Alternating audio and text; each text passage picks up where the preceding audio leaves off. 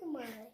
আরে আরে যখন এসো এসো এসো, বলতে পারো কোথায় থাকে আদ্যনাথের মেশো? আদ্যনাথের নাম শুনুনি? খগেনকে তো চেনো, শ্যামবাগজি খগেনেরই মামা শ্বশুর যেন।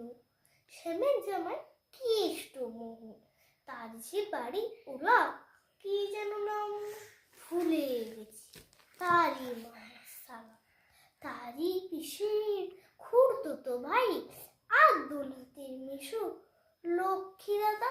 ঠিকানা তার একটু জেনে এসো। ঠিকানা চাও?